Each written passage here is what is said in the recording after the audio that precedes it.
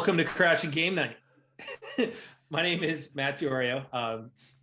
We were kind of just having a conversation about gift giving because Theo and I gave Jason some gifts. Yes, definitely add that context to make sure that nobody gets mad at Jason for saying doing it for the kids. Do it for the kids. No. We were kind of just joking about doing it for the kids. Anyways, so as always, I'm your host, Matt Diorio. Gerard, the beanied one, Barrera, is not with us tonight. He's having dinner with the fam. Dinner with the fam, so we can't argue with that. So, but we do have the babyface, Theo Walski. Hey.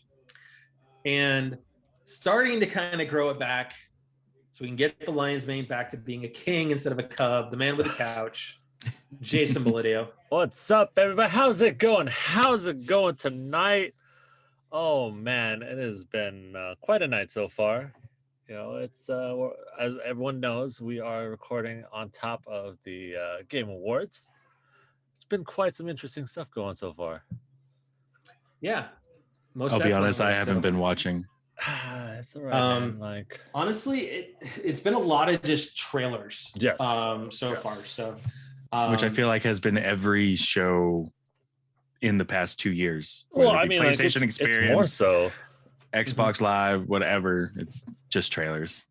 I feel like this year, and I don't want to cut you off, man, but I feel like this year they're trying to make the Game Awards like another Hollywood Grammys or was another. Well, they got a lot of makeup for it too. I mean, we haven't had anything, for a couple of years really in person. So this is, it's been 2 years since we've had a Game Awards in person, just like it's been 2 years for E3. Right. So, well, not even that because we had 20 canceled and. Yep. So in 2021 was canceled. No, 2021. So, Fingers crossed 2022 will happen. Fingers crossed. Right. Could really use the ability to use that media pass to its best extent. Well, it's not even that. It's just, like being able to sit down and talk with developers and the other programmers, et cetera, et cetera. Yeah. Shout out to all my people at Sega too, by the way. Rocking some gear for them. That boy. Nice. I mean, I'm wearing E3, so it counts. Yeah, N7. Hey, boy. N7. So there's a boy. Yeah. So how was your guys' week? I know Jason was kind of Jason's like in the mahjong stuff. Oh man, and just recently, my wife bought me a mahjong table for my birthday, and I was like, oh, ooh. The one that like you push things into the center and it shuffles it? No, man. No, that is it's way like, too bro, much. I want to see that. That is way too much. No, just literally a table where it's completely square. Like, oh, nice. Felt in the middle, feels nice. Ooh. For all the tiles. Taught my sister-in-law and her brother how to play mahjong as well. So, bro, you still gotta teach us, man. You still gotta teach us. Oh, easy. It's very easy. Once you get the basics are easy. The point system. I mean, I recently rewatched Crazy Rich Asians, and I was like, they're playing mahjong. Jason's got to be teaching me this, so I know what the hell's going on. Yeah. So I know how she gave up her winning hand and everything, but I don't know.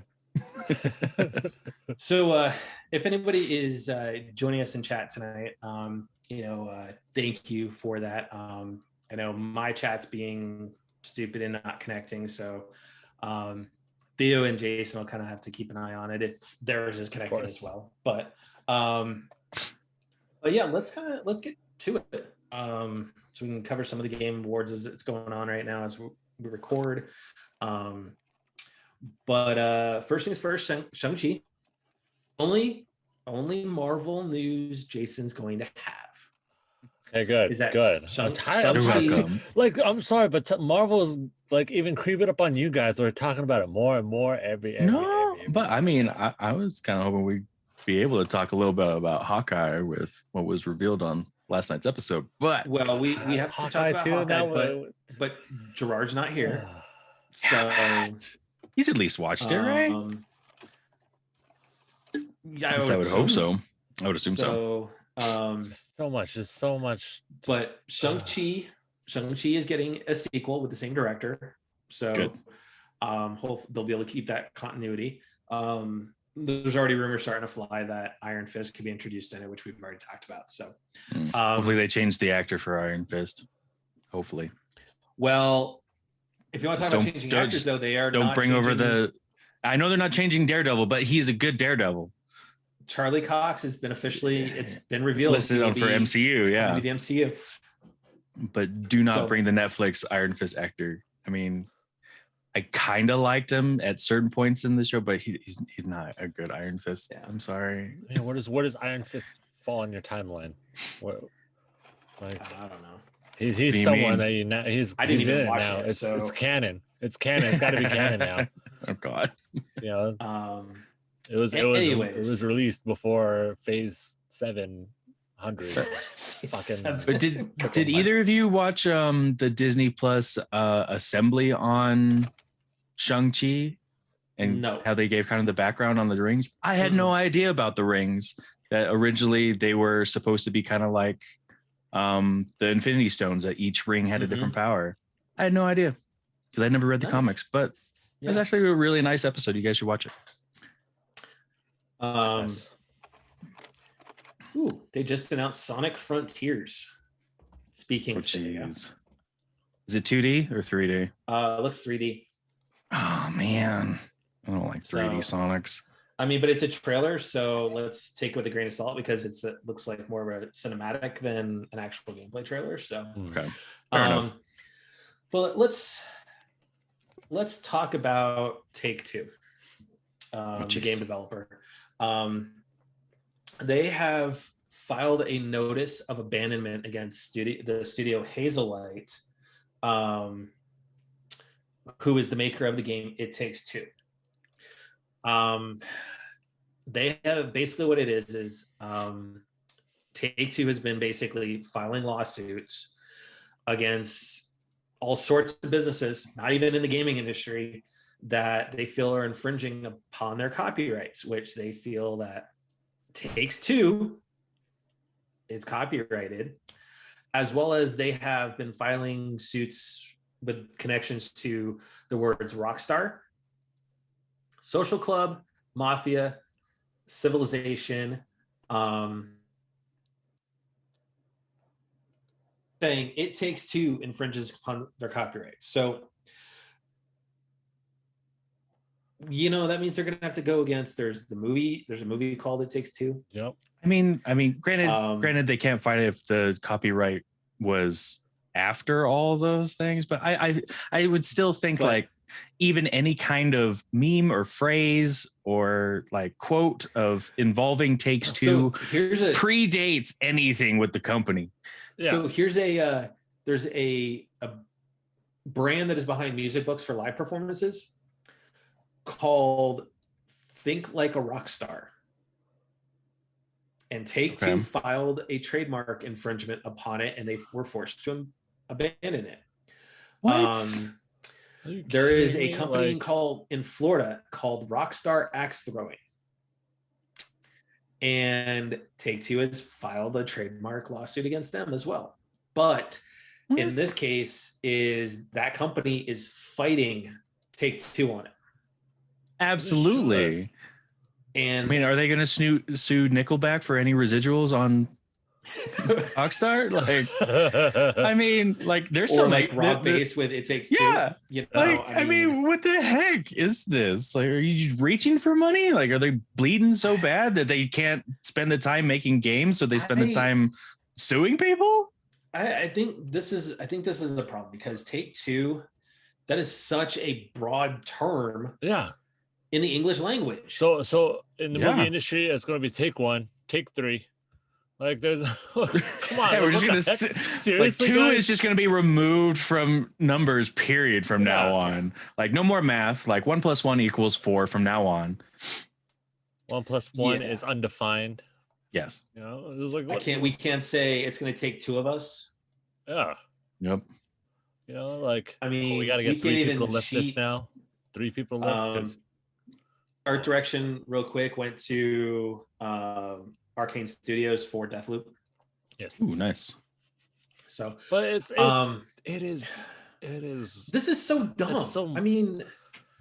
I mean, I feel like this is. understand. Are you going to go after Mark Wahlberg for the movie Rockstar? Yeah, I understand Right. if you like have one of those things where it's like, oh, take 3 entertainment. Okay, yeah, you know. I mean, I feel like you can't trademark the word Rockstar since it was predated and used way before everything. But I mean, like especially with musicians, are they not going to be able to be called rock stars anymore? Unless they pay Take Two. In celebration. This is gonna the E3 bottle tonight. Nice. Don't worry, it's just water in here. I mean, I feel like it's a repeat of the whole like you can sue McDonald's for too hot of coffee. Oh yeah, because they had warned me it was so. Dude, you bought a cup of coffee. You should not have been driving it with it between your legs. Right? Just saying. Just cup holders. There's cup holders. Then there wasn't really cup holders in every car like there are now. Man, you know, it's so crazy. Tales of Arise winning best role playing game, but throughout the night, I'm sorry, viewers out there. Which one for to be best role playing? Tales of Arise. Look at this. They're just barreling through them now. Like, oh, so it was just like all build up, and now it's just busting through. Now, like, just a shout out again. Dude, I must be a little behind you because they just did best art direction. Letting the viewers know that we are going to be dropping whichever ones win as we were watching it, or as we're. Yeah, Jason, you're like 10 seconds before me. Oh, I can't fully remember all of our choices though, whether or not our choices win. Dude, no joke. They're just going, here's this award, here's this award, here's this award. Yep.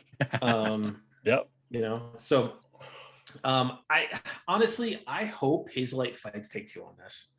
Because that is so dumb. Because they're calling the game It Takes Two. You're not infringing on Take Two. It's not even spelled. It Takes Two. Best multiplayer game. I mean, we're talking about it. But there's even the extra letter in the name. Like there's Take Two versus Takes Two. It's very weak type of lawsuit for me. Like I think it's a reach. Yep. So I hope they fight him and I hope they win on it. I hope they do too. You know what? From everything that I've seen is that game is really great.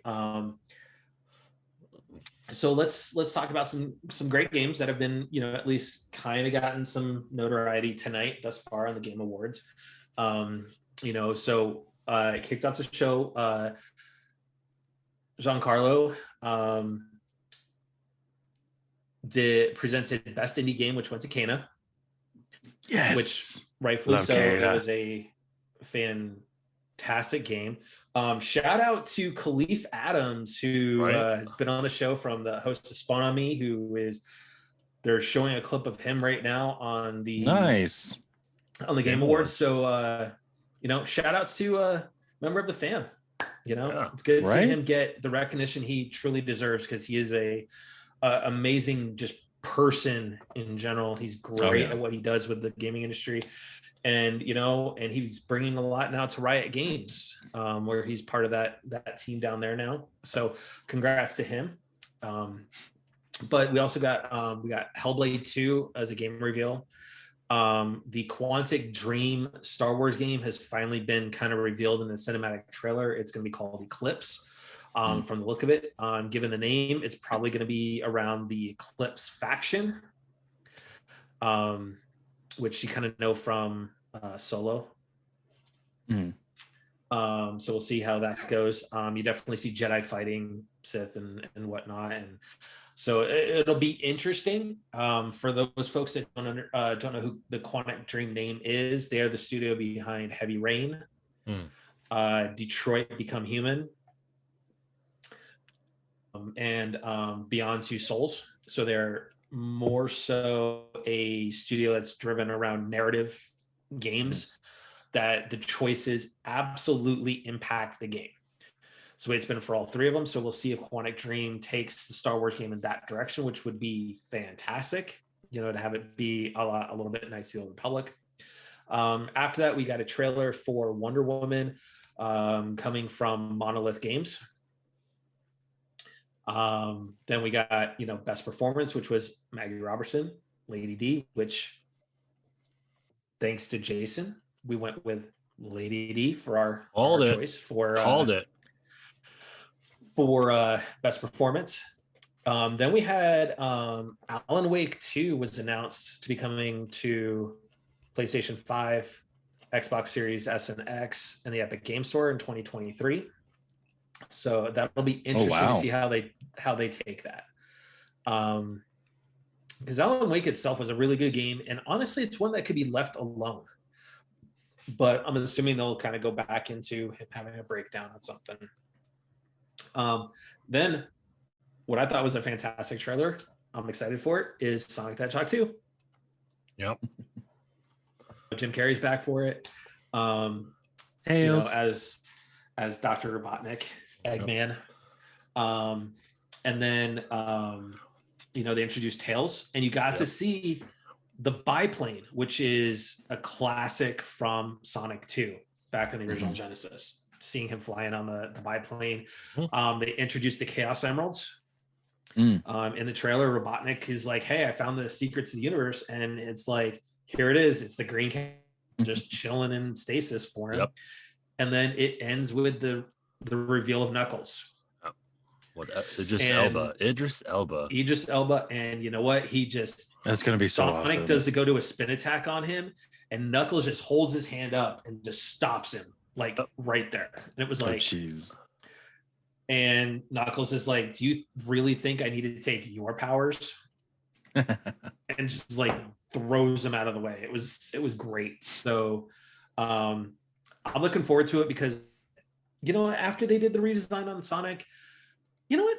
Sonic 1 is fun.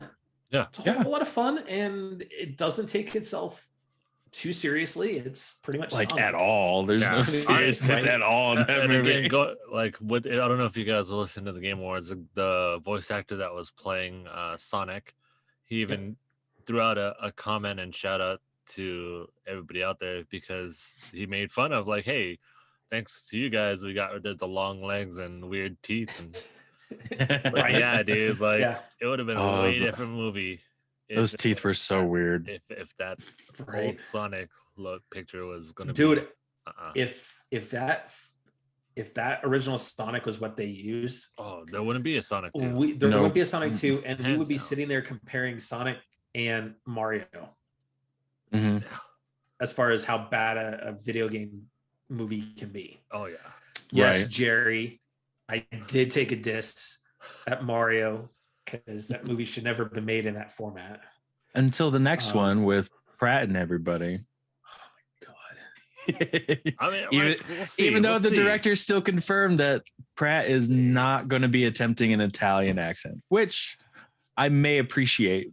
So as the resident Italian on this podcast, I'm going to say thank you because, you can either sound like you're from Italy, or you can sound like you're from one of the boroughs of New York City, and it's going to sound bad. And I don't know, Pratt does pretty good at picking up accents, and I'll give him props as an actor for being able to pick up accents. So if he were to be directed to pick one up, I think he would be able to do it.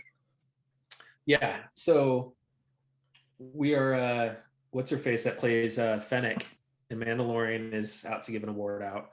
Nice. Awards. When's Boba Fett coming out again? December, a couple weeks. Yes. They just did a new trailer for that too. It looks bad. Okay. Badass. Anyway, so kind of back to while they're doing the new award. So you had Final Fantasy VII Remake is coming to the Epic Store. Yep. On the 16th. So here in a little over a week. Actually, it is a week from tonight as we record. Best action game went to the PlayStation 5 exclusive game Returnal. They did a trailer for Destiny the Witch Queen, which the trailer was cut right from the first mission of the Witch Queen. Oh, sweet. I still need to go get my Gallahorn with 30th anniversary content that just came out. I need to give me my Gallahorn. Nice. Even still though, Theo, I need it. The everything about there on the Destiny was just oof.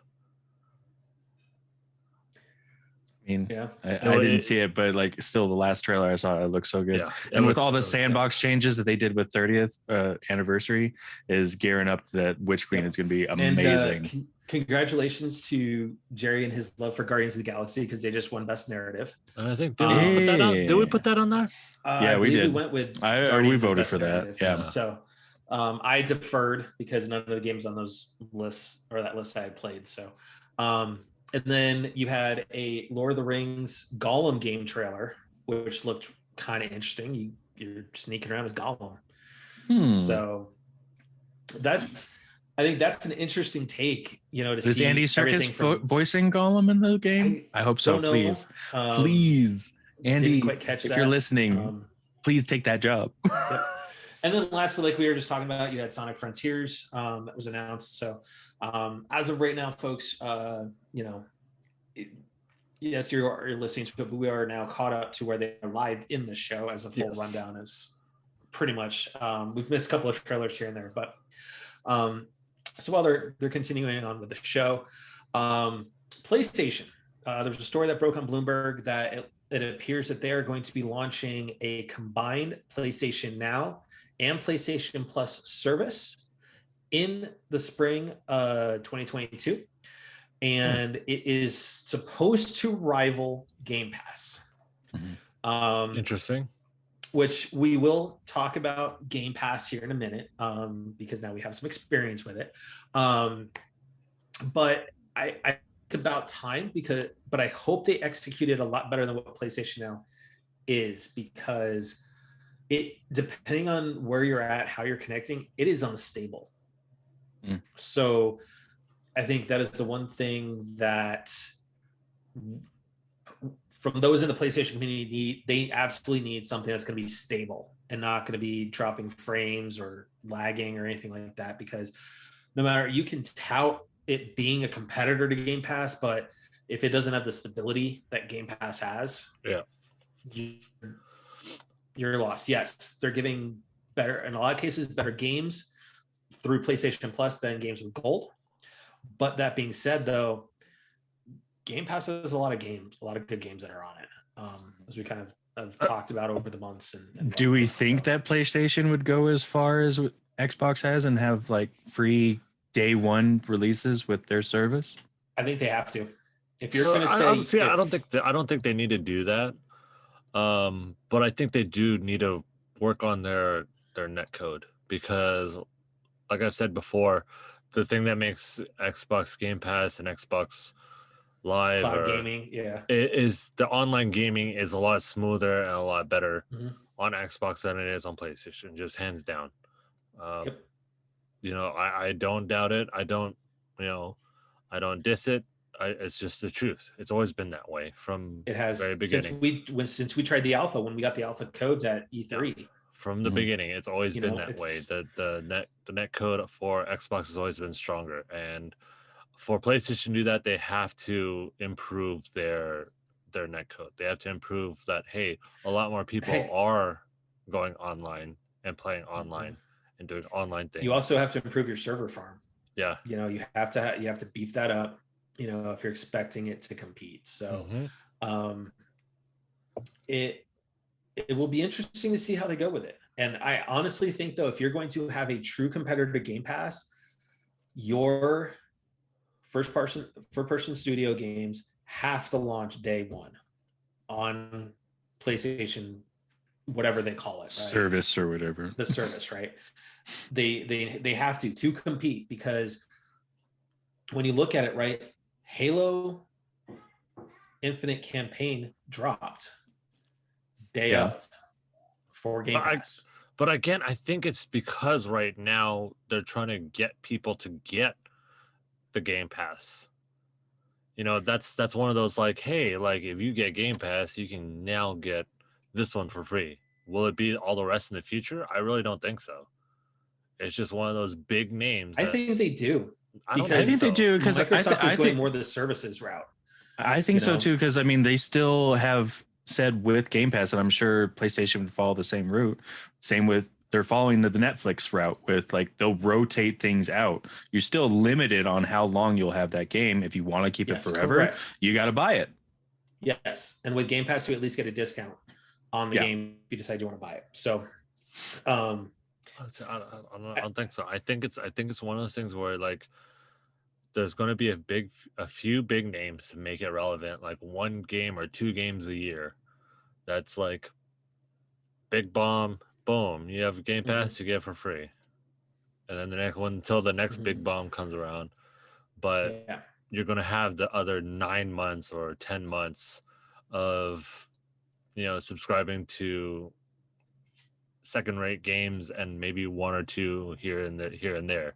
Like that's now the one thing they are touting that I've seen is it's going to be PS1, PS2, PS3, PSP, as well as some PS4 and PS5. So that's kind of what it's being touted as. So they do have a rich catalog, and I think they need to lean into that heavily on their exclusives.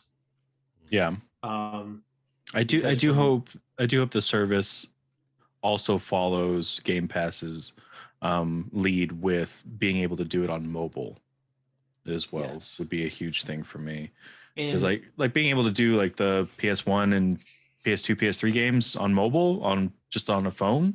I think that's possible, and I think that would be a lot of fun. I have a feeling it's probably going to be close to that, or that's not too far on the horizon. Just on the simple fact is, what was a year and a half ago, Microsoft and Sony made a strategic alliance where Sony was going to help with the camera chips for Microsoft. And then Microsoft was going to help Sony with building an online infrastructure. Yeah. So if that goes according to plan, I'm probably guessing that Sony's going to run on the Azure platform for servers. I certainly, after the events of this, hope they don't go with Amazon, because it was shown this week that when Amazon Web Services loses the entire region, it really screws up everything. To the point was I was even seeing TikToks of their warehouses. Yeah, the empty warehouses. That's what I've been seeing too. They just can't even do any work or anything, and they're just sitting there having fun. There was one I saw that like they were just sitting down and they're doing movie trivia. Right. Yeah. So also, I have a question. No, go ahead. Real quick, Game Awards just showed a trailer for Suicide Squad coming in 2022. Oh, okay. So we'll see who the next. We'll talk. The next award is actually getting ready to be given out. So, but I have a question for both of you. Do you think with the addition of a PlayStation service and that they're still competing in that sense, do you think it's going to improve steps or take a step back in the dream world of crossplay between PlayStation and Xbox? So, you can go ahead first, Matt. That's a double-edged sword. I think it could go either way. Definitely, I think if you are looking at in terms of services, I think one, though, I don't know if I really want to really say, hey, it's a world premiere trailer that they're getting ready to do for Forspoken. So, which is that new game from Square Enix, which looks really cool. That's one I'll be getting. That was the isekai one that we talked about, right? Kind of sort of where she comes in, she's like teleported different from world, New York down in the fantasy. Yeah, I want that one. But honestly, with how notorious as Sony is right now, I don't know how much of I think it's more of a fool's dream that we're going to get full crossplay other consoles. Yeah. Console wise, I don't see it happening. With PC, definitely. Obviously, it's already been going on. But it's going to take. It's got to get fixed. Well, it's got to be one huge bomb of a game to connect all three. We've had like Final Fantasy is PC and PlayStation. Like Destiny. Destiny is Destiny has crossplay now. Yeah, Destiny is going. Call of Duty has it now. between all three, Xbox and and PC and PlayStation. Apex gated. Yeah. So, but do I see like a straightforward like console crossplay? Forspoken, May Honestly, 24th. I don't think so. Sweet. That's pretty good. They must be pretty far along for a May release date. So I don't think we see crossplay for. Yeah, it's going to take one bomb of a game though. It's going to take one huge game. You know, is it going to be a game, or is it going to be like game a culture change? Because like, what if you went the whole other way, that it ends up being to where like something like Steam Deck ends up making PC gaming more affordable for all, and then consoles just kind of die out, and then PC gaming rules the world. I don't think you'll then ever you have see full crossover or full crossplay. I don't think you'll ever see consoles die out, because it's a budget entrance into video games. Yeah, it's a budget, PC. And plus you don't have to pick up everything. Things Correct. don't phase out. Like, is $500 for a console really that budget these days with computers? Yeah, I mean, like if a good gaming rig. Let's be honest. A good gaming rig. Are you going to get that for $400? On top of not having to upgrade it until the next iteration comes out.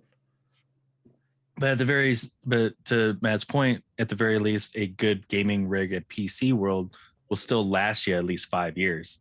And so will a console. Does it though? Why do we always get the pro versions of PlayStation? Well, you guys are crazy. 2 years later. You guys are crazy getting the pro versions. Yeah. Are we though? Yeah, we're a little crazy. Yes. I still have my fat PS4 hanging out. I still have my fat PS3 hanging out. You have original PS3? Yeah. The big boy? 60. That boy. There you go, man.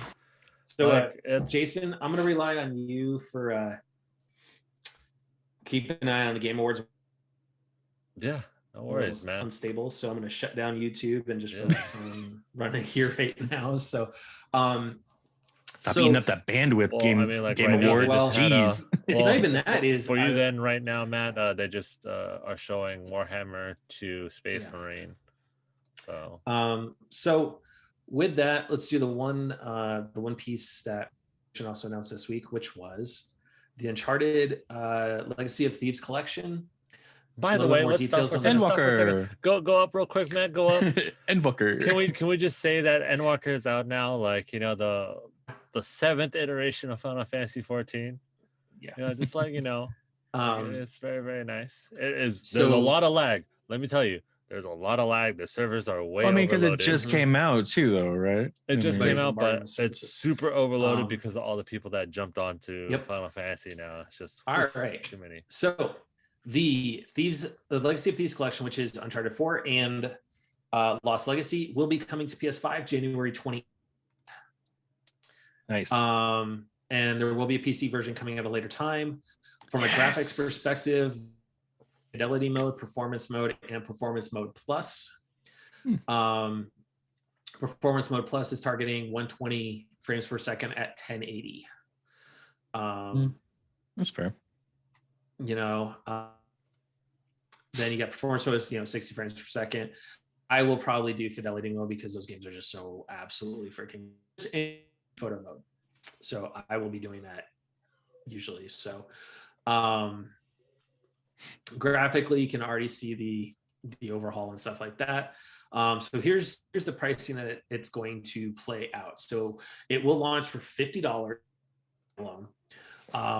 Now, if you have purchased Lost Legacy or Uncharted 4 or got the digital bundle back when it was out, you only have to pay $10 to upgrade into the PS5. Really nice. So that'll be really nice. And then also between now and February 3rd, anybody who purchases or upgrades for it will also get a voucher for a free standard ticket to go see the movie in Australia, New Zealand, UK, and the US. And the ticket code comes in around February 9th, which is right around when the movie is going to be coming out. So I'm assuming Theo and I are probably going to take advantage of that. Yes. See Uncharted. So absolutely. So I am looking forward to that. You know me loving Uncharted as much as I do.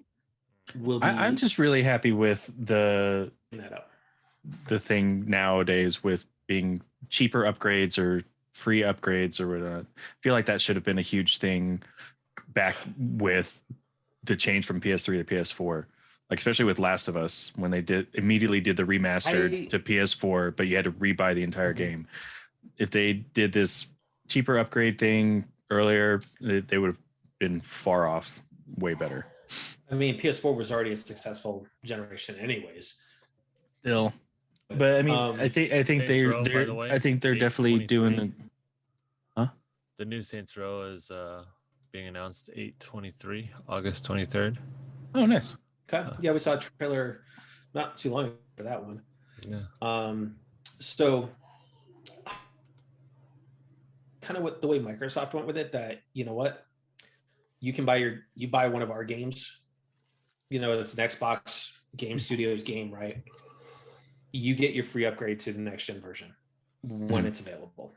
I like that option. You know, instead of me spending $60 on a PS4 copy and then turn around and have to spend another, you know, $10-$20 to get the next version, you know, I kind of like that free upgrade. And it works well for Microsoft right now. It really does. Their ecosystem, what they're doing for their ecosystem is really good right now. And do you think it's going to continue, or do you guys think it was primarily just a response to how long the transition is going to be between generations due to the COVID pandemic?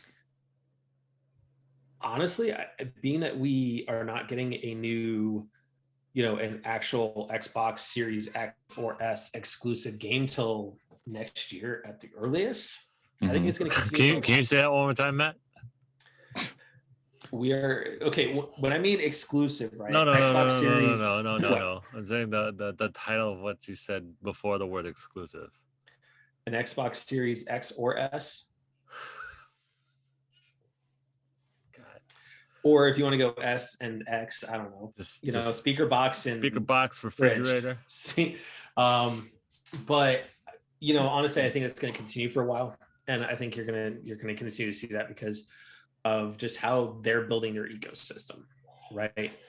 PlayStation, honestly, I think COVID forced their hand to keep going with prior gen, you know, a little bit, dual releases. Yeah. You didn't have as many consoles in the pipeline to get into people's hands because scalpers were buying them all. I mean, there was a lot of things that forced their hand to basically say, we're coming out with two different versions of the game. So we'll see how that goes. Now, Jason, speaking of the speaker box, I've called it, our podcast is now in possession of a speaker box.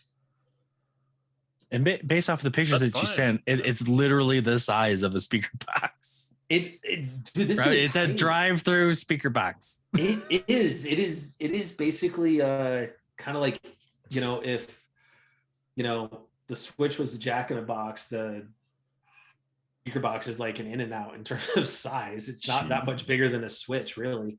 But I was surprised at just how tiny that thing is. I really was. Especially in comparison to the beast and behemoth that is the PlayStation 5. Yes. And I took advantage of the Xbox All Access. So we talked about it when they originally announced it a year ago, which was the payment system. The payment system where you get either the S or the X, depending on which one you wanted to go with. There's a different price market for it. And you get 2 years of Game Pass Ultimate, which does include games with gold. So I get all those. You get your $300 worth of games. The overpriced free games.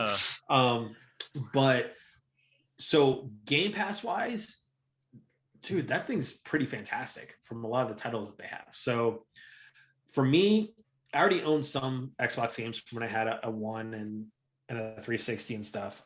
So those were available for me to buy or re-download them if I wanted to. But I was able to download Forza Horizon 5 and Halo Infinite and I'm not paying for the games up front. Right. Now, if I decide I want to keep them, I'll go pay the discount on them. But they're the full versions. Mm-hmm. You just download them right to my system, play them right there, and I'm good to go. So, I actually had a thought with that. Do you think that based off of that model, that the since that we say that they rotate out, by the time that say Forza 5 or Infinite rotates out, do you think they'll end up discounting the price down there, or do you think it will actually retain? I don't think they rotate MSRP. out. You don't think they rotate out because case in point, you have the entire Master Chief Collection is on there on Game Pass. Mm-hmm. Killer Instinct is on there right now. Okay. Oh, heads up, Matt. There's best action adventure games going off right now. Ooh. And that award goes to Metroid Dread. Hey. You're welcome, Matt. Congrats. Congrats. I mean, that was one of our games. That was a debate when we were doing. Yeah, I forget what was the other one we debated it against. Yeah, that was a debate. I don't remember which one we debated against. But it was the debate though, because there were several different. Village was in there. Village, yeah. Okay. Village was in there. Deathloop, I think it was. Ratchet and Clank and Ratchet and Clank. Yeah. Oh yeah, we definitely said not to Ratchet and Clank. Yeah. I mean, Ratchet and Clank's a great game. Don't get me wrong, but I don't. Not best. Just a little simple. Not best action adventure. No, it wasn't best action adventure. Granted, it was from a creative standpoint, it was absolutely well done. Oh yeah. From an art direction, it was fantastic. So, but anyway, so I don't think they'll rotate out. Do you really want to remove one of your big bangers? That is okay, so even if it's not a big banger, just in general sense, things that get rotated that were originally game one access that do get rotated out. Do you think that Xbox is going to maintain MSRP? So where? Yes, definitely. Okay. They'll maintain Given the MSRPs. price tag that's on games with gold, I think yes, true. Keep them there. The only time at least the game with gold, is, they have that tag, but they gave it for free. Yeah, but the only time they go down is Black Friday, and that's because the retail stores, they have too many on hands. Correct. Usually. Now that being said, there are 3 games that I actually did grab the Xbox Series S for. First was Halo. Second was Forza, which I've gone on record plenty of times and said that for me, Halo and Forza are my games on Xbox. Yep. And Forza, I think, is one of the best racing games. And just from a little bit of just you can stop right there. Like, I mean, even I agree, Forza destroys GT. Oh yeah, like hands down. As much as I love GT, but Horizon is absolutely gorgeous. No joke. When we were seeing the trailer for it and talking about how they scanned in environments and stuff, holy smokes, it looks amazing on the S. I can only imagine what the look like, but on the S it looks great. And then Square Enix, because you refuse to put this game on PlayStation as a trilogy, even just standalone, don't even have to remaster it, but Final Fantasy 13. Because 13 was which generation? That's Lightning. That was PS3. Yeah. Yeah, PS3. But they had the full trilogy. No. But they haven't put it on PlayStation. They didn't put it on PlayStation 4. Oh, it was on PlayStation Now, and then they removed it. Yep. They're not bringing it to PS5 or PS4 as a just a bundle. So here's the thing is, they're bringing it to Game Pass. So 13 and 13.2 are both on Game Pass. Now, that being said, I love 13. I want to own 13, not just so I dropped the $14 and bought 13 on my Xbox Series. $13 for 13. I like it. 13 for 13. Yes. Right. So, I'm looking forward to playing that. And just honestly, even Cody, we're playing Viva Pinata. And the upscaling that they've talked about with all the older games just being brought up graphically, no joke. because Viva Pinata does not look like a, first year or two 360 game. Graphics, they've bumped it up to bring it up to at least Xbox One levels. So it does look pretty. But I mean, how many of those games can you like? Excuse me. It's the same with PlayStation and stuff. Like we're at this point, we're remastering, we're remaking, we're redoing all these games that we've already loved previously. But they're not remastering these games though. That's the thing, is they're using their systems to basically up-res the games. Yeah, that's it. It's just through hardware. Sometimes it's going to be great, but I really don't see it like this is just like a little bit of a lull where they're just trying to find ways to improve old games. For me, where I like the idea is that Microsoft is embracing backwards compatibility and allowing these games to be able to be played on consoles that are 2 generations ahead. Versus, I mean, how many times have we harped on, Sony for not having backwards compatibility? I mean, look at how many great PS2 games are out there that if you were to release digital versions of those on the PlayStation Store, would make more money again. Probably. Yeah. No doubt. Or I mean, at least kind of like get more people to buy PlayStation Plus, or more people to buy X Game Pass by following Nintendo's deal and having like the Nintendo app that had everything, the Super Nintendo app mixed with Sega, like virtual consoles and whatnot. Like you're just gonna get more subscription out of that, but you're giving away all the old games that are playable on your system. So for me, I will always be PlayStation. But the way I look at it now is, regardless of what game comes, like what platform a game's coming out on, I can play it now. I think that was one of my other things. I was kind of kicking around getting an S because, Halo and Forza, absolutely. And then you've got Starfield coming out, which, as much as I have that love-hate relationship with Bethesda, I would love to be able to try out Starfield.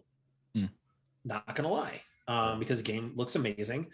Now granted, I'm probably going to play that game for about 20 hours, and then all of a sudden it's going to glitch like hell. I'm going to find that bug and I'm going to be like, nope, delete. But I think, honestly, when you look at it though, I think we need to get to a point. Heads up. What? Tiny Tina's Wonderland comes out March 25th. Yep. Yes. Knew about that one. So good. We will be getting Tiny Tina in this household. Oh, and I can't remember if I sent it to you, Matt, that they made a Tiny Tina board game. Yeah, that's what it's based off of. Yeah, it's actually based off the DLC. It's based off the DLC, but there is a board game. The game now. It's so awesome. It looks so awesome. But I think as a gaming industry, I think what we need to do is get to the point where we don't have 3 different consoles. I think you need to see like Nintendo and Sony, right? You're going to have PC consoles. PC's going to take over. They're going to make their own console. It's going to be affordable. Everybody's going to have it. And then there's no more of this different things. And you have instant crossplay. Everybody's on the same platform. Either that, or you just release the games on everybody's consoles. Either one. If you want to have separate consoles, go for it. Just, I would love to see Halo on a PS5. Or it's going to end up being that it's pure streaming service, and Stadia is going to like come out of nowhere, fix everything, and then you're just going to have the app on all of it, and everybody's playing on Stadia. Stadia ain't coming back, so Amazon Gaming. But that being said, though, my impressions are, the speaker box is about a third the size of my PlayStation 5. Okay. I mean, and it's quiet. You don't hear the fans spin up nearly as much as you do sometimes with the PS5, because you can definitely hear the fans going on the 5 sometimes with that design on it. Interface wise, UI wise, I honestly like the PlayStation 5 one better than the Xbox. Really, I Xbox always is hear still the using- latter that people like the Xbox UI a lot Xbox more. is still using the same UI as Xbox One. Right, it and didn't people have loved change. that more than the PlayStation The One. tiles aren't great. Trying to find things are in different areas and stuff. So whereas at least with the PlayStation ones, if you want to go to your library, it's just right there on your bar. You don't have to go here, here, here, and here. That being said, quick resume, holy crap, that thing's amazing. No joke. Like I had Halo and Forza both under quick resume, and I was able to flip into them instantaneously. There was no load times. So that feature I wish Sony would bring to the PS5. The setup for the Xbox was super easy. You just downloaded the app and it took care of everything for you. So, in terms of setting up the network, all of that, it kind of just did everything. So I like that. After playing a bit with the Xbox Series controller, it's a great upgrade, but honestly, I prefer the DualSense from a controller perspective. Just feels a little bit from the features or the feel. Just the feel of it, the size of it, right? It's a little bit. It's the DualSense is better for people with bigger hands, versus. I would have thought the reverse. That Xbox is better for bigger hands. No, not if you want to compare the two, right? It's a good, inch or two bigger on the controller size. I like the fact that the DualSense already has the built-in batteries that are rechargeable versus the Xbox is just AA's. Are they still with the AA's? It's still AA, so I had to order from Microsoft because nobody else has them in stock right now. The official rechargeable battery from Microsoft.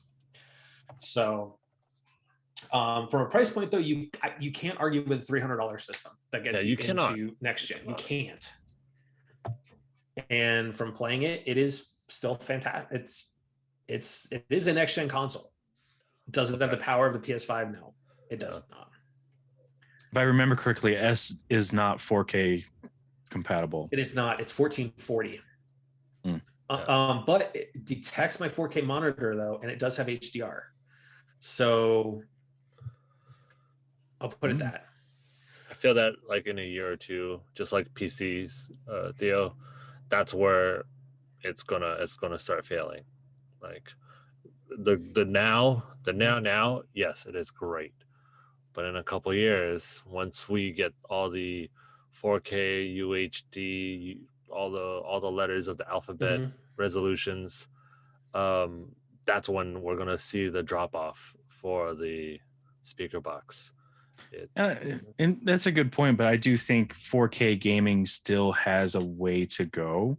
Yeah, a couple years. Because like 2 years. It's still a couple years. Because I mean, still the sweet spot right now, at least with PC, is 1440p gaming to really get that sweet spot between performance and beauty. And this one in the Series S is supposed to do 125 or 120 frames per second at 1440. So I mean, we are going to see the drop offs in a couple years. And again, I feel that's why there's no exclusives coming out from Microsoft for those 2 years, because every generation we've had, minus the PS3, PS4, and Xbox One, 60 to 1. 60 to the 1. That's the only generation where they were still using the same technologies. They were still using the same graphic resolutions, but now we have such crazier ones now that it's just like the PlayStation 1 and PlayStation 2, PlayStation 2 to PlayStation 3. I think going forward, Microsoft's still going to keep the two different models, the S and the X. Definitely they probably should, and they probably will. But I'm just saying, in that 2 year that we are like, okay, all the developing companies, in this case, maybe 3 year because of COVID, but like the 2 years where they're like getting used to the new specs, the new everything, we're going to have those games that are just going to be like, oh, you have to be, it's only for Xbox refrigerator because the Xbox other one can't handle it. Or like we'll have a Cyberpunk in 3 years where, you know, it's going to be too strong for the old consoles, you know. That's where I know the drop off is going to come off with the speaker box, but I think that's why they're pushing the Game Pass so hard right now as well. Right. Because you can use both of it for Halo Infinite. And it does run very well, very smoothly, right, Matt? Which we're going to use this as a perfect segue into what we've been playing. So I'll kind of go first since we've been kind of talking about Xbox because that's honestly start it off. You never get to start off anyways. Man. I never get started off anyways. Yeah, start it off. Of course, there's Animal Crossing. I have redone my restaurant, my coffee shop, added some new things to my movie theater. I just bought a samurai armor suit. Oh, nice. Today. To wear or is it display? It's a display. It's like a block and you have the suit sitting like in a sitting position on the block. Oh, sick. 150,000 bells. That's actually not bad. Just sold my turnips for the week. But with the Xbox, it's been Halo Infinite and Forza for me. So have you only been doing campaign on Infinite, or did you play some PvP? I did some PvP, and I just did campaign last night. I did the first mission and a half of it. But Halo is gorgeous. So the extra time that they took, well worth it. I mean, they were kind of bullied into it a little bit. Yes, and rightfully so. They had to. They should have never showed that to fruition, right? But it is fantastic. The gameplay mechanics are some of the tightest I can say for Halo. It's even, I think I would rival it with what Bungie did with Reach and 3 and whatnot. The grappling hook is a lot of fun. It is so much That's what fun. I keep seeing, especially during PvP. Like even during campaign, I'll sit there and throw the grappling hook at an enemy and it'll pull me into the enemy and I can sit there and shoot on my way in, or I can land and melee attack them. And the first mission is true to Halo. Good. More so, it's like true to Halo 1. You know, really? Where you're on the ship and everything. Okay. Kind of like where you're on the ship. Yeah. You know, and you got to go and try and disable it. But it just felt like that introduction mission in the very first Halo where you're kind of like fighting all the enemies that are boarding while you're the one boarding their ship this time around. Good. But story-wise, it's going to be very interesting where this one goes. I haven't gotten down to Halo yet, down to the ring. I'm still up in the first tier, and I just got my AI. So sick. Okay. Yeah, so that replacement for Cortana, which is not a spoiler because in 5 we all know